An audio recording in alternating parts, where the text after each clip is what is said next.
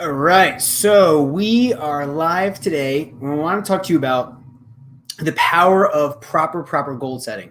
And the reason why I think this is such an important topic is because I was recently reading a study by the University of Scranton that was saying how 92% of people who have goals and they're all excited and optimistic at the beginning of the year, they do not actually achieve those goals. Why? Why is it that 92% of well-intentioned, well-meaning people don't actually achieve the outcome they set out to do? Now, this is a pretty relevant topic, and I've realized that many established business owners, and all the more so even not yet established business owners and professionals of all industries, do not actually know how to properly set goals. Why is that? I don't know, because they were busy learning history in high school. They're learning about the past rather than how to actually create their future.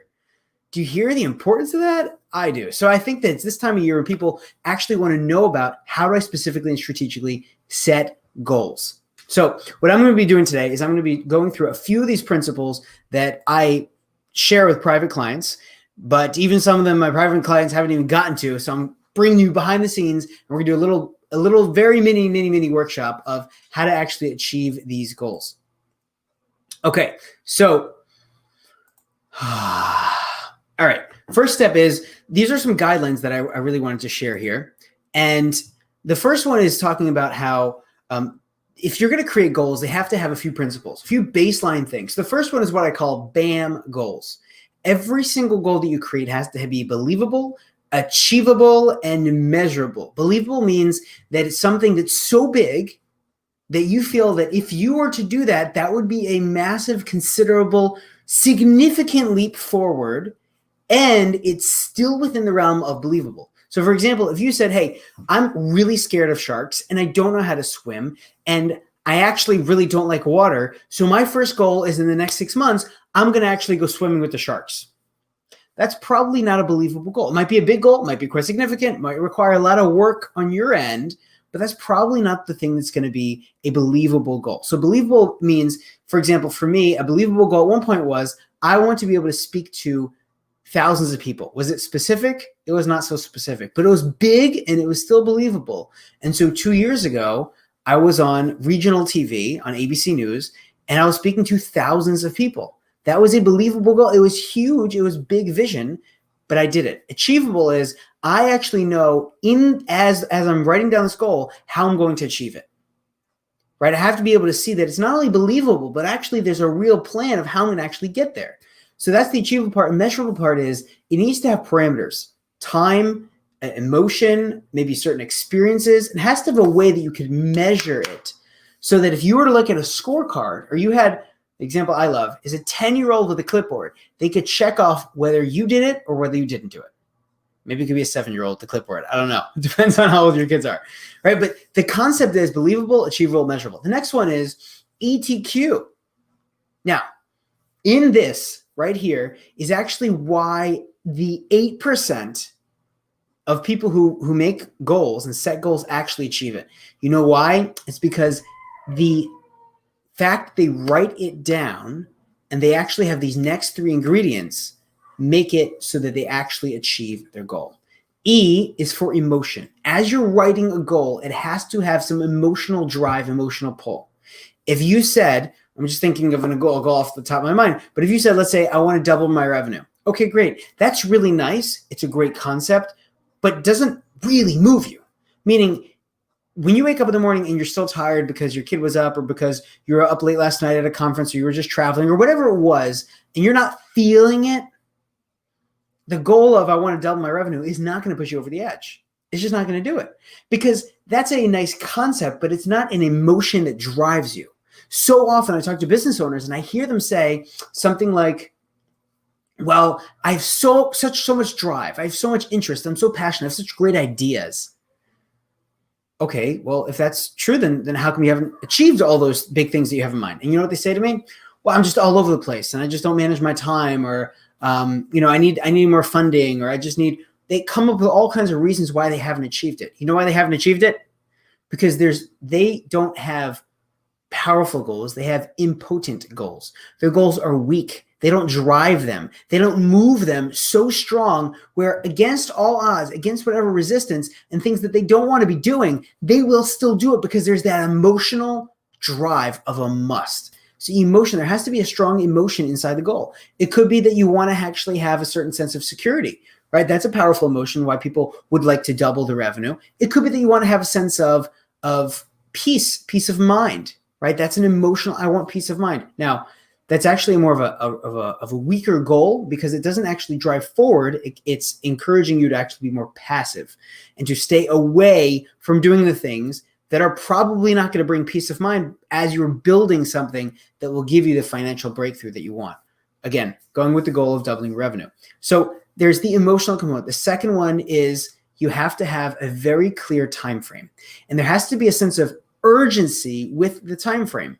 So double my revenue is great in the next, in the next year. But in the next years, it's so open. There's so many things because you know what? You might see, hey, listen, if I only have 3 months to achieve this goal, right? That's why companies set quarterly goals. Then you're going to find opportunities and go for it because you say, we only have 3 months. We don't have 12 months or 20 months, or you have a specific urgent time frame in which we need to get this done. And then we start to find creative ways to do it.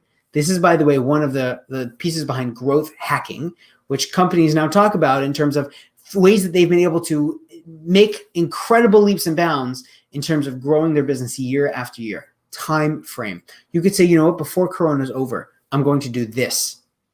And this is the emotion behind it. I'll tell you a secret. We don't know when Corona is going to be over. But what we do know is that because we don't have a clarity about that, it could be in a month. It could be in 16 months. I have no idea. The point is that because you don't know that specific time frame, but it's based upon something else, that could be strong. But what's stronger is when you say, I know how much time I have. The third one of the Q is that you have a certain quality of life and how it actually change your life. Because if I say, hey, listen, it's going to give me financial security, it's going to give me a sense of happiness and adventure where I can support my dreams and fund certain causes and make a bigger impact or take my family on amazing summer trips. Those are all great emotions, right? And summer is a great time because you know that, let's say if you're setting the goal at the beginning of the year, between January and July, you have 6 months. But what's the quality of life of that? Because I could take my family on vacation and bring them to Howard Johnson, right? On the side of, Tennessee. Or you might say, well, there's a certain quality of life. I want to bring my family to the Rockies or to the Canadian Rockies or to an exotic place overseas. What's the experience that you want there? What's the quality of life, the quality of achieving that goal? And how does the achieving the goal actually improve your life? Because you know what? When you step into that and you have a real clear vision of how that's going to be, that's where you start to make changes in your emotion. That's going to make changes in getting your butt to actually do the things that you need to do to achieve this goal in the time frame that you set it. All right. Now, 3 to 5. So I don't know if we're going to get to the triangle, so maybe we'll leave that for a coming Wednesday Wisdom. So 3 to 5 is you need to have 3 to 5 areas of your life and your business. Here's why when people say, hey, what are my goals? They think that I'm often asking about specifically business goals. I do not believe that we live strictly in business or strictly in personal. Whenever something's going on in our personal, it shows up in our business. Whenever something's going on in our business, it shows up in our personal, right? I do operate with the belief that there are no such things as business problems. There are such things as personal problems that show up in your business. So 3 to 5 areas of your life and business. They could be business or career related. It could be personal development. It could be spiritual, health, family, personal relationships, right? There's a number of different areas, but what are the 3 to 5 most important areas of your life? And in each of those areas, you have to write down 3 to 5 goals using BAM, ETQ, and PPP. I know that's a fun topic, right? So PPP is how you write these goals must include 3 things. It has to be written in the positive. So I am feeling, I am experiencing, I'm so proud to be celebrating. It's a positive emotion and a positive start. It also has the next P, which is it's present tense. Present tense means it's not I will, it's not I'll have, It's not some future, or it's not a negative of I won't be working at this company anymore. Those are all negative goals. It has to be present tense. And the third one is it has to be deeply personalized. So it has to be about you. It can't be about what some other person is going to do. Like my kids are going to go to sleep by 8 o'clock. That's not a goal for you because it's not something that's going to be done by you. What could be done by you is by saying, I will have dinner ready by 5 and a system down so the kids are in bath by 6 and are winding down by 7, right? That's a goal that you can control. It's personalized to you. So present tense, it has to be personalized to you, and it has to be positively stated. Okay, so we are out of time for today. Let me know what landed for you. I'd love to hear whether or not you feel like you're clear about exactly how to set these goals for 2021.